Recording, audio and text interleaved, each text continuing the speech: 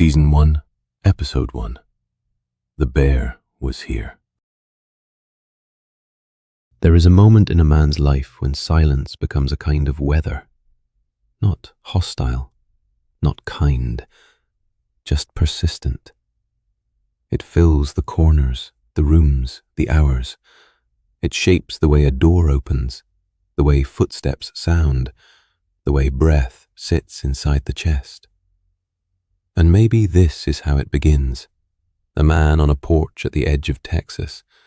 A man who had learned how to be quiet long before he ever learned how to ask for anything. Sitting with his elbows on his knees, staring past the tree line like he was waiting for the world to turn itself inside out. There's a kind of quiet that doesn't soothe. The porch has always been still, but sometimes it turns sharp. Like it's asking why you're still here, why you keep playing songs for no one.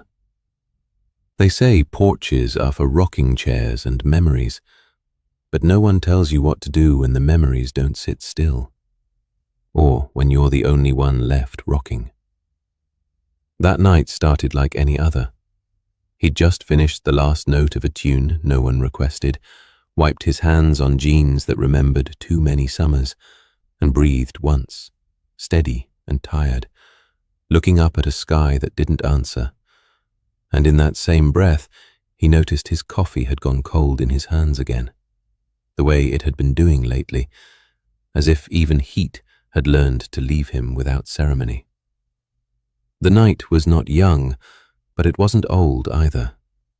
It was one of those in-between nights, the kind that doesn't promise anything and doesn't need to. The air held the faintest scent of cedar. Somewhere far off, a porch light flickered on a house whose owners had already gone to bed.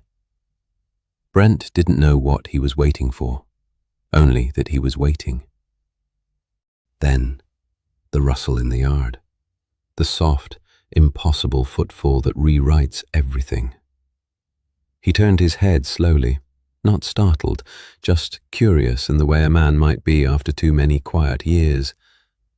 A shape moved through the beams of moonlight, broad, solid, walking with the unhurried confidence of someone who already knew his way around the place. And then the shape stepped into view. He walked up the steps like he'd built them himself. The boards didn't creak under him.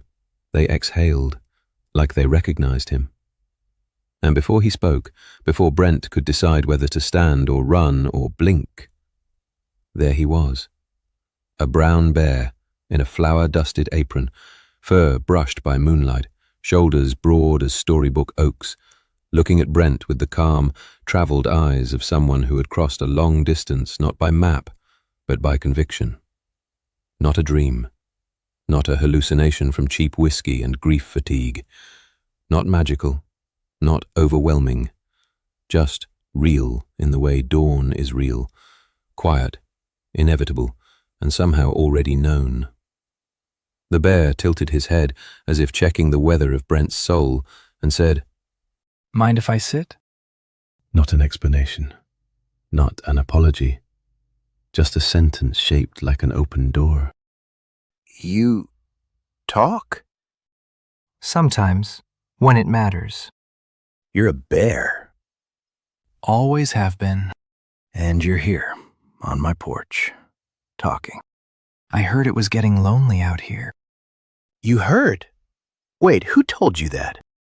The universe, the wind, the piano. Take your pick. Okay, great. A cosmic bear with opinions on melancholy. I must be more tired than I thought. You're not tired. You're just waiting. For what? For someone who stays. Brent gestured numbly. The bear settled beside him on the porch, the boards shifting gently under his weight. For a moment, neither spoke.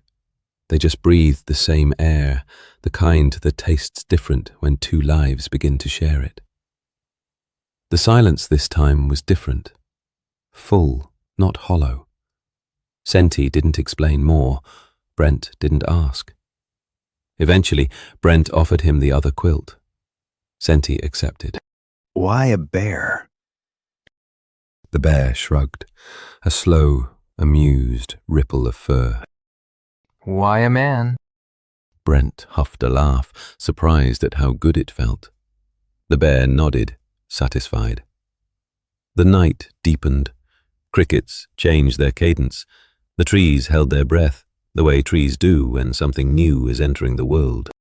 I used to dream of someone like you when I was a kid. A bear who could talk. A bear who got it. Well, that's funny, because I used to dream of a porch, just like this. You sure you're not just in my head? Senti reached over and gently squeezed Brent's hand with one warm paw. You've built a lot of beautiful things up there, but I'm not one of them. I'm here. Later that night, Brent dozed on the swing, blanket tucked to his chest. Senti didn't sleep. He watched the stars like someone who knew them personally. Sometime in that dark, he made a thing with his hands. When the first light came, it was there, pressed into the wood of the archway above the porch, blowing faintly in the grain as though it had always been waiting beneath the surface. The bear was here. After the carving into the arch, let himself settle into what was left of the night. One paw resting over the spot on the railing where Brent's elbow had been, a gesture small enough to miss, certain enough to keep. As though he could already feel the shape of the years that would gather here. For the first time, in far too long, Brent truly rested that night under the stars. Something had shifted. It wasn't the food, not yet.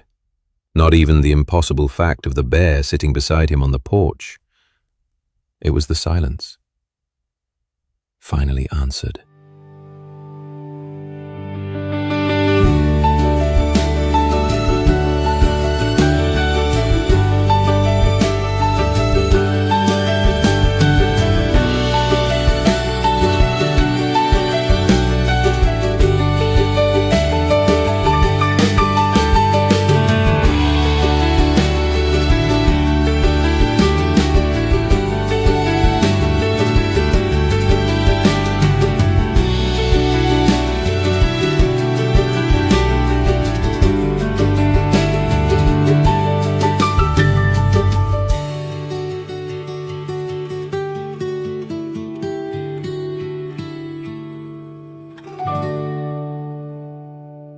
Porchlandia is an original work created by Brent Brooks.